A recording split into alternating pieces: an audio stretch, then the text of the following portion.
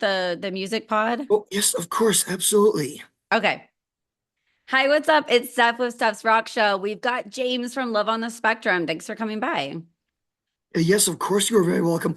Always happy yes, always happy to meet fans, to meet people who share my interests. Yeah, definitely. And I know you're a huge music fan, so I thought it'd be fun Yes, this time to do a music podcast and talk about 10 bands that are very influential in the rock and metal world. sounds good. Sounds very good then. Okay, awesome. Okay, so we're gonna start with Korn. What do you think of the band Korn? What's your opinion? Oh, yes, well, let me see. Okay, so when I was younger, when I was in middle and high school, I did listen to them, but I'll admit I've lost my interest in them. After graduating from high school, I lost my interest in them, but of course, I still do certainly I still, of course, recognize their significance in music history. They're often, many music historians regard them as being one of the first new metal bands, and there's no doubt they were hugely influential. This year is the 30th anniversary of their debut album, and I even made a post recognizing that because even though I'm not really a huge fan of Korn anymore, that milestone absolutely deserves to be commemorated because as I said, they were hugely influential in music. Like being that they were probably one of the first new metal bands. Like that means their music they featured very heavily down tuned guitars. Like they combined the dark dreariness of grunge, but with the aggression of heavy metal. And their lyrics. One thing that was very significant about Korn is that their lyrics often spoke of very relevant social topics like feelings of isolation, worthlessness, or substance abuse, domestic abuse, etc. So those are some pretty big things. Like they helped when they first broke onto the scene, many people who were in their adolescent years who might have been feeling like lost and directionless really could feel the music helped. I'm sorry, excuse me. The music really helped people who felt lost or isolated, who felt as if they did not have any a clear direction in the world. Wow, you just really spoke to me. And like, I know probably a lot of people resonate with what you say because, I was an awkward teenager. And when Korn came out, also Korn, Papa Roach, Limp Bizkit, those bands were angry at the world or didn't feel like they fit in. And Yes, I felt like that too. So I right, resonated right.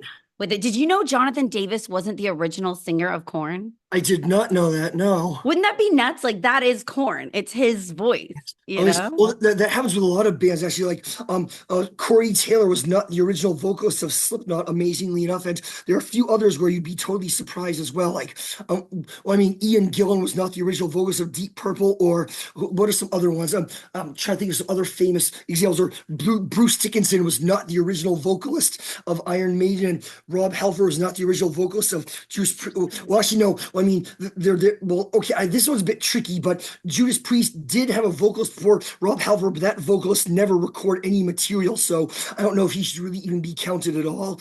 And I think the same thing with AC/DC. AC/DC actually had a vocalist prior to Bon Scott, but he never recorded any material, so I don't know if he should be counted or not. So, James, you are an encyclopedia of music. I love well, I love music. you need your own DJ rock show. Some people have been saying that, yes. Oh my goodness. You could go on for I love it. And I love Korn's Blind is one of my favorite intros to dance to. And it's like a great, like get started for the day, pumps you up song. Yes, yes, I see. Okay. We'll move on to number two, Metallica, formed in 81, part of the Big Four. I mean, they're massive. What do you Oh think of yes. Metallica? Oh, I love Metallica. They're definitely one of my favorite bands. If I were to make a list of my top favorite bands, Metallica would definitely be in the top 10. Actually, no, possibly in the top five, or if not in the top five, they definitely be in my top 10 without a question. I love Metallica. I have the majority of their albums. I have quite a few of their songs memorized. Oh yes, I love Metallica. They are definitely one of my favorite bands. I don't know. You probably don't want to spend too much time talking about any one band, so I better limit how much I say about Metallica. It's okay. I have 2 hours before work. I'm totally fine. It's Oh, very um good. I don't know if I have that much time, okay. unfortunately. That's okay. That's okay. We'll go down here pretty quick. But what's your favorite Metallica song? Oh my God, I could not possibly choose one. Way too many options. You'd have to ask me to choose like several favorite songs. Okay, what do you think of mine is I Disappear? And that's kind of weird. Like, what do you think of Oh, that song? Oh, it's a good song, although it's interesting that it's your favorite. I mean, I don't know. I think one person I know, like one of my classmates' favorite Metallica songs was "Nothing Else Matters." Again, those songs aren't exactly characteristic of their style, but not too bad. I guess it's better than having your favorite song be anything off Saint Anger, I guess. But oh, I don't know. My favorite Metallica song, I couldn't possibly choose one. So many options. Like, let me just think. Some of my favorite songs are like Fight Fire with Fire, Creeping Death, Battery, Master Puppets, Disposal Heroes, Damage Incorporated, was it Blackened, Dyer's Eve, oh god, The Shortest Straw. Again, way too many options to list. I couldn't possibly choose just one. Metallica song is my favorite. Way too many choices. Yeah, yeah, Master of Puppets. They're so interesting, man. There's so many good ones. Oh, Okay, we'll move on to number three band, Kiss. I love Kiss. Lick It oh, Up, Rock and Roll All Night, the Kiss Army. Did you know yes. Dimebag Darrell was buried in a Kiss casket? Yes, I did. And so was his brother, actually. When Vinnie Paul died, he also was buried in Kiss Cassie. I mean, I think it's great. I mean, if that was their choice, that's good. But I mean, I frankly think it's a little weird that you could be so obsessed with a band you'd want to be buried in a casket with that band's logo. I mean, Kiss, the members of Kiss they're great musicians, they're great entertainers. But to be honest, Kiss is as much of a brand as it is a band. I mean, there's almost nothing they won't put their logo on. I mean, I do not wish to detract in any way from the quality of their music or from their amazing live shows, but still, I mean, I think they're a bit commercialized. They're a bit. I think they're kind of style over substance. But no, I've seen Kiss twice. They're an amazing band. I have the majority of their albums. There's only a few of their albums I don't have, but some people say that they're not. Some people like to say their talent is average at best, and that they rely more on their elaborate stage shows. But no, there's no doubt that that the musicians are still. Okay, well, wait. I'm sorry. Please forgive me for getting so flustered or emotional or stuttering so much, but I mean, the members of Kiss. I mean, no one's ever going to think that they're on the same level as, say, Rush, Led Zeppelin, or Black Sabbath in the terms of pure musical talent. But there's no doubt that they know how to write amazingly catchy, upbeat, uplifting, parties friendly songs. There's absolutely no doubt that they know how to put on a great show. And in the 80s, actually, they decided they would deliberately not have no costumes, no makeup, no elaborate shows, just to prove that their music could speak for itself. Actually, so I like that. Yeah, that was like a direct response to critics. They showed they didn't need the makeup, the costumes, all the special effects, and yeah, they proved it. So not I bad. completely agree with you. I think they are a party rock band. I've Oh never yes, taken them too seriously, but they are talented musicians for sure. But yes. their stage presence, I've seen them three times live. It's more about the Oh, fire and the flying over the audience and the blood coming yes. out of I Gene, noticed. and it's more about entertainment. Like what I like about Alice Cooper and Rob Zombie is I'm not just there for the metal riffs, I'm also there for a Ah, stage show, almost oh like a yes, I presentation. suppose I could understand that. Yeah. Mm. Do you have a favorite member of Kiss? No, I couldn't possibly play any fair. So, okay, so I met Bruce Kulick in person actually, but Oh, cool. no, I don't think I have a particular. I couldn't possibly choose one favorite member. Actually, they're all great, and yes, they were inducted into the Rock and Roll Hall of Fame several years ago. And actually, I even made a video commenting that. Well, obviously the original four were inducted. Obviously, Paul Stanley, Gene Simmons, Ace Frehley, and Peter Criss. There was no doubt they would be inducted. But to be pretty frank, I feel that Vinnie Vincent, Eric Carr, and Bruce Kulick should have been included also because, well, Vinnie Vincent was on just Yeah. two albums, but those two albums were amazing albums. And Eric Carr and Bruce Kulick were with the band for at least a decade. Maybe those two guys, Eric Carr and Bruce Kulick, were with the band for quite some time. So there's no doubt they should have been included also. There were pivotal parts of the band and the band launch, and I think they should have at least been mentioned or up on Yes. stage Oh, for the Rock and Roll Hall of Fame. I completely absolutely. agree with you. Yes. No, I with that like being Paul said, Stanley's my favorite, though. I oh, have him I as a see. favorite. Yeah, Yes, yeah. I don't think I could possibly choose one, but of that, well, just very briefly, since I mentioned that, when Black Sabbath was inducted into the Hall of Fame, obviously the original four of Ozzy Osbourne, Tony Iommi, Geezer Butler, and Bill Ward were inducted, but they never even mentioned Ronnie James Dio at all. So I personally feel that obviously the original four were to be inducted, no doubt about that, but I feel that Ronnie James Dio, Vinny Appice, and what's the other guy's name? Tony Martin should have at least been mentioned, if not inducted, because well, first of all, so let's see, Ronnie James Dio did 3 albums with the band, but those 3 albums were amazing albums. Plus, let's see, Vinny Appice was on 2 of those 3 albums, and again, he there's no doubt he should include. Then Tony Martin was on 5 albums, actually, more than Dio. I think he should have at least gotten an honorable mention, to be perfectly frank. Mm. James, you blow my mind. I love it. It's like I could talk music with you all day. Yes, Um, right. Oh. I got to meet Ronnie James Dio, Wait, Ronnie, seriously? yeah, Dio at 2010, right before he passed away at the Golden God Awards. And it Oh, just was wow. like really pivotal for me. I'm a huge fan of him. And so, Mm. yeah, no, I wish he was on this earth longer. Oh, Okay, we'll right. move down to number four, Marilyn Manson. I love him. Came out in the 90s. Oh, Mechanical yes. Animals I grew up with. Kill for Me. He's got 12 albums out. Mm. TV, film. He's very controversial, of course. Oh, He's always in yes. the news and being blamed for things, but I'm a huge fan of Manson. I just love Right. him as an artist and musically. What do you think of Marilyn Manson? Oh, yes, of course I've heard him.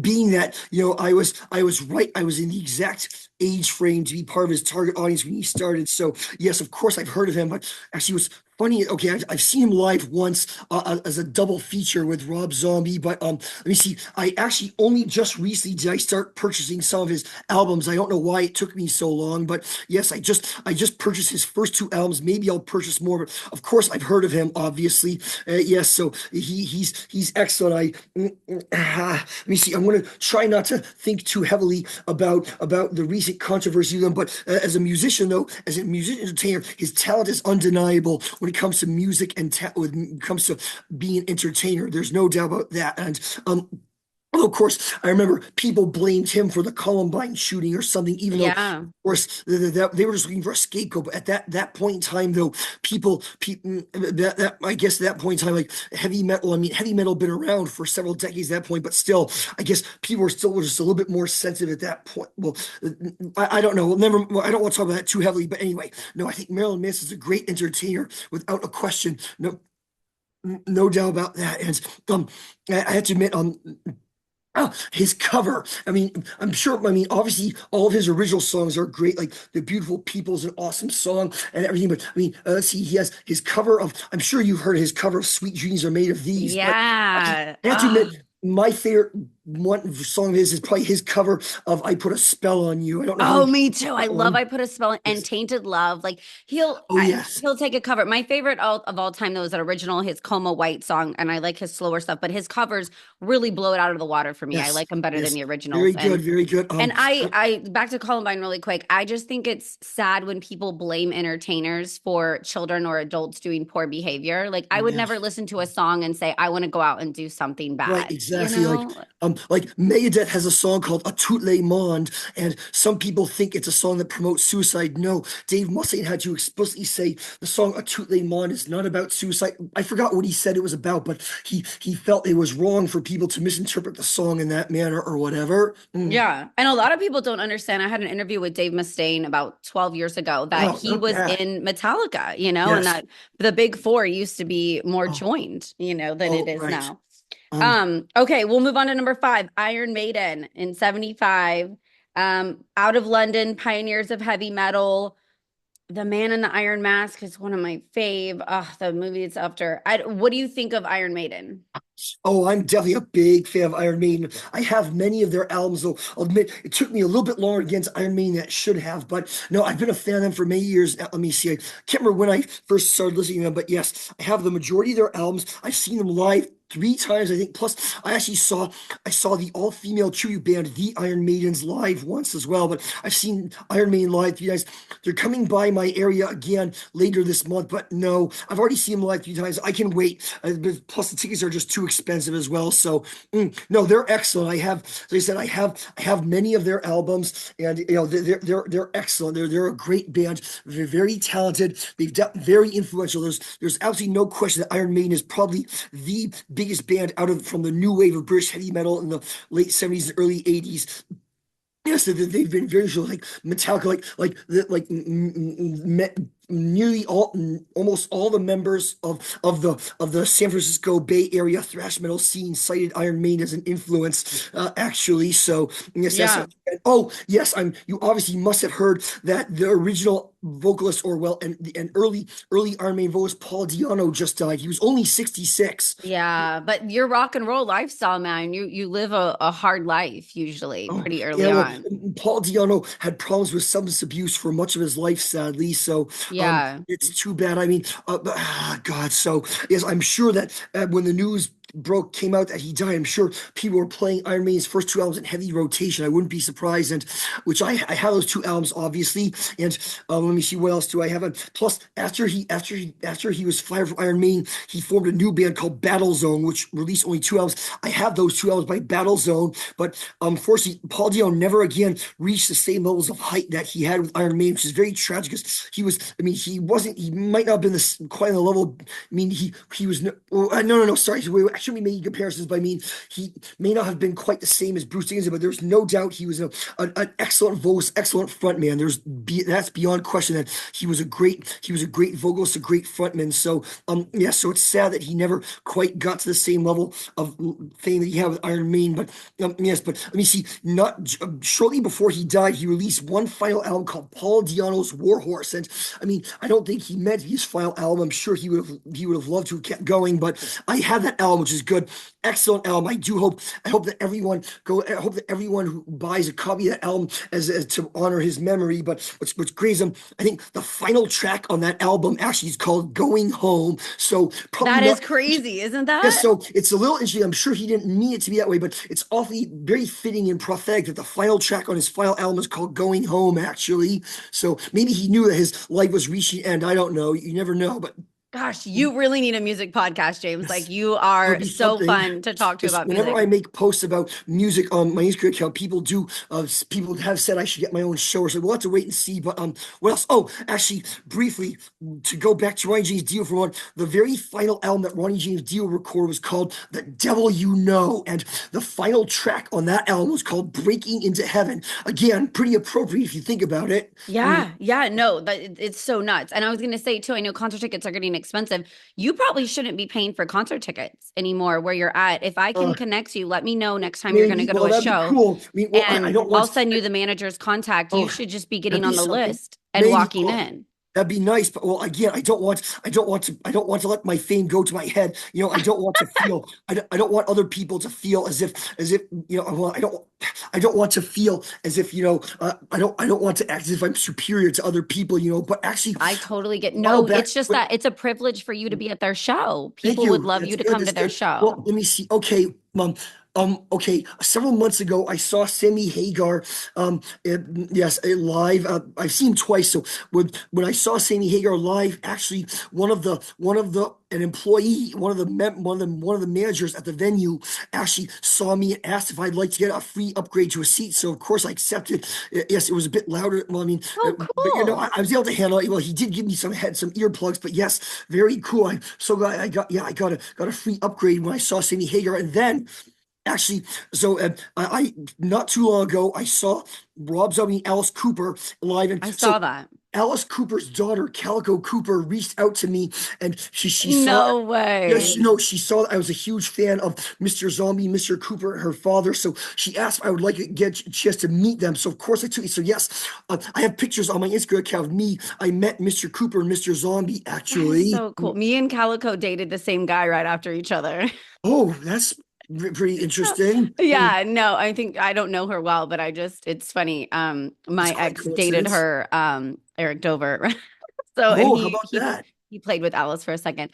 But no, that is so cool. Like I said, I have a lot of manager and press contacts. So if you want to get into a show, let me know because That's you have something. so much going on, dude. Oh, Like well, people yes. want you at their show. Oh, yes, that's pretty cool. So actually, well, as a matter of fact, in December, I'm seeing a band called Interpol live.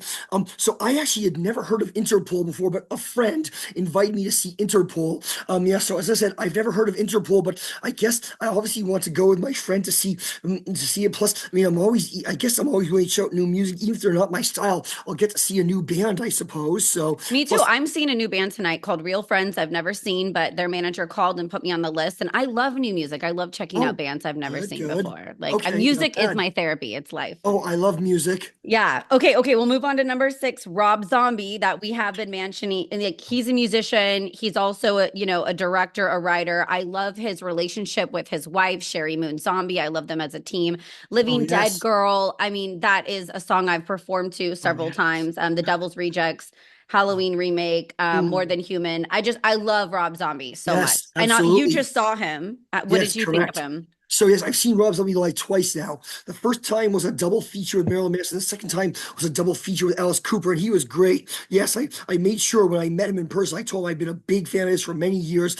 Love it, love his music, love his show. So I actually, let me see now. I have his first three solo albums. Plus, not too long ago, there was a White Zombie box set that had some of their old Yeah. out of print albums, which I bought. So of course, I had him autograph some of my stuff. So very, very cool. So yeah, I wait, what is it now? So no, he's great. I saw House of a Thousand Corpses. I saw his Monsters movie. I haven't seen any of his other movies actually, so maybe I should at some point. But what is it? Check out his Oh, Halloween yes, remake. It's really good. I haven't I'm seen only the. I bummed that haven't, John Five and him split ways because I've had them on my show back in the oh, radio days a lot. And yes, I love John Five and Rob Zombie together. And now yes, John's with Motley Crue. And so yes. I'm just bummed. I don't know what happened. Nobody really knows the I don't know the details. details either, but well, I'm not too happy that the other three members of Motley Crue are basically bad mouthing Mick Mars when he's been. Yeah. I don't like that. So, and oh, as far as you mentioned, former collaborators with Rob Zombie, Rob Zombie has denied any possibility of a White Zombie reunion. He won't go into details. He just said the fact the reasons are not publicly known does not mean they don't exist. So I guess we basically shouldn't push it then, which is too bad. But although White Zombie is eligible for induction into the Rock and Roll Hall of Fame, so although Rob Zombie's a sole artist, won't be eligible for. I think he'll be eligible next year. I don't remember actually, but I don't know if he's eligible. I know White Zombie's eligible, has been eligible for quite some time now. Rob Zombie's a sole artist. I don't know his debut. He released his debut solo album in 1998. So 25 years plus. Oh yeah, he's been eligible since last year, 2023. Actually, same thing. Yeah. God's Second System of a Down were both eligible last year also. I love time But goes fast. yeah, Okay, no we'll move kidding. on to number seven. Limp Bizkit came out in 1995. Significant Other, Rollin', Break Stuff. The Faith Color is my favorite, and I love the Woodstock 99 clips. Also, he's the only artist to take a red hat backwards and make it his. Like that, you're all of a Oh, sudden Fred Durst if you wear a red hat backwards. I What do see. you think of Limp Bizkit? Will admit I've never been a fan of Limp Bizkit. So as I mentioned, when I was younger, I was a fan of Korn, Slipknot, Linkin Park. Although I lost interest in those three bands after I graduated from high school and began listening to more classic heavy metal bands. But I was never really a big fan of Limp Bizkit, to be totally honest. I'm sorry, they're just not my No, style. that's But totally. And I there's bands that everybody likes that I'm not a fan of. Green Day.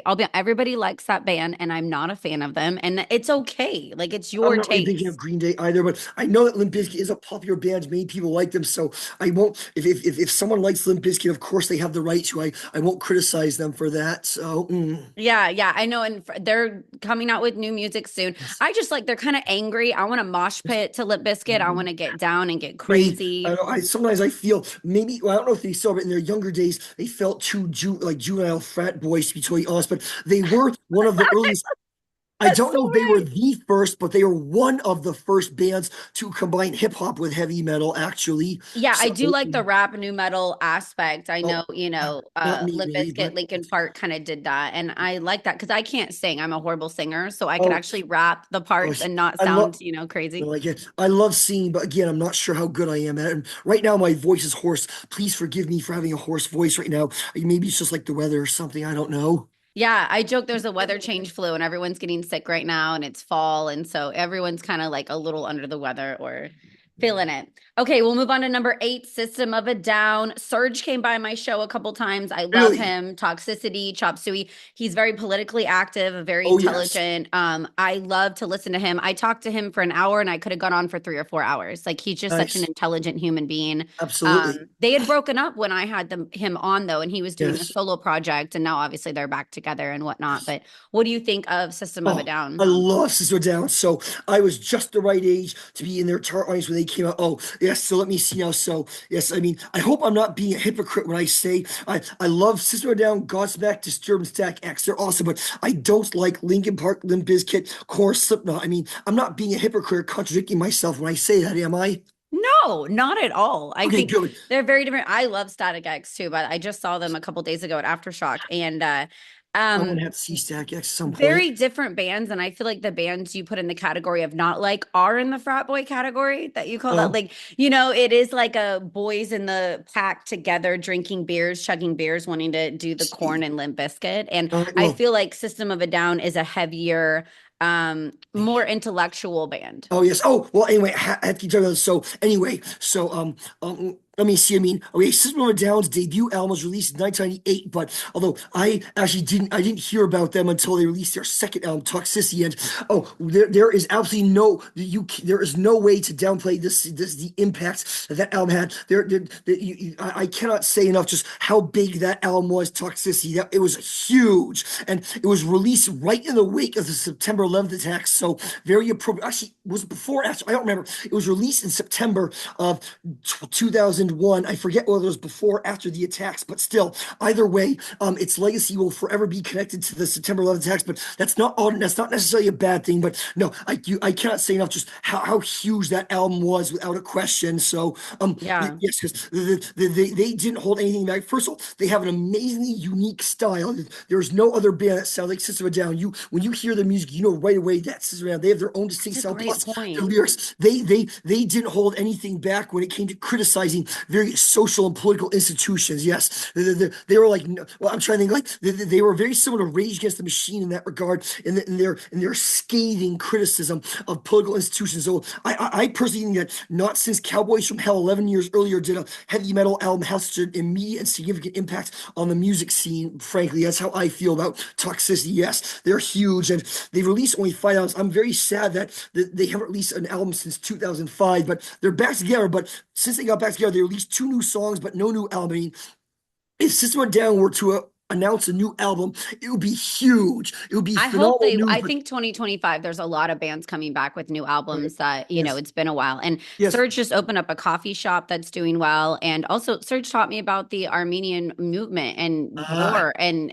I had no clue about it. And so he really schooled me, because he's a couple years older than me about what had been going on. And he's really the voice for the Armenian people. So yes, I love System of a Down yes. so One much. of the 2 new songs they just released is specifically about the situation going on in that region of the world right now. And although I do have to admit though, if System of a Down were to announce a new album, the hype would be so huge. I'm not certain that the album would be able to live up to the hype. Actually, Gosh, you should write for Rolling Stones. That sentence right there, that the album will be so huge, but you're worried about the hype. You know yes. what I mean?